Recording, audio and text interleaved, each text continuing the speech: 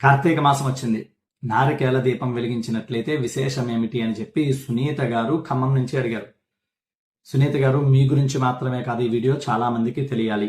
మీరు అడిగారని చెప్పి చాలా గ్రంథాలు తిరిగేసిన తర్వాత నారికేల దీపం అనేటువంటిది నాకు ఎక్కడా కనిపించలేదు. అయితే ఒక శ్లోకం కనిపించింది, దాన్ని చెప్తాను మీకు. తర్వాత ఒక వీడియో చూశాను. దానిలో చాగంటి కోటేశ్వరరావు గారి ఫోటో పెట్టారు.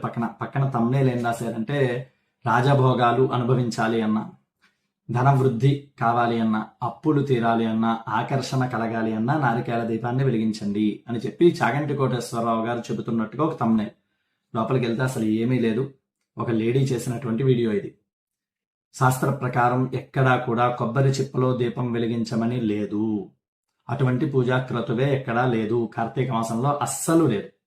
మీరు ఇటువంటి ఆడవాళ్ళు కొంతమంది వాళ్ళ వృద్ధి కోసం చేసుకుంటున్నటువంటి వీడియోలని మీరు అనుసరిస్తున్నారు. ఇంతకు ముందు కూడా నేను చెప్పాను, గాజుల మాల, పసుపు కొమ్మల మాల, ఇటువంటివన్నీ చెప్పడం. ఇప్పుడు ఇది నారికేల దీపం ఎక్కడా కూడా లేదు. దీనికి ఒక సూత్రం అయితే ఉంది. ఆ సూత్రం దేని నుంచి వచ్చిందంటే స్కాంద పురాణంలో దేవీ ఖండం నుంచి తీసుకోబడింది.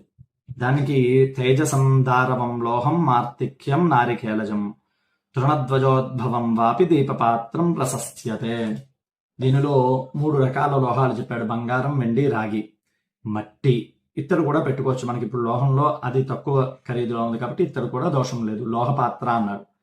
అది కాకపోతే కొబ్బరి చిప్ప, అంటే షెల్ పైన ఉన్నటువంటి కొబ్బరి చిప్ప, అది కూడా కాకపోతే దొన్నెలా ఉన్నటువంటి చెట్టు బెరళ్ళు ఏదైనా కూడా తీసుకోమన్నాడు.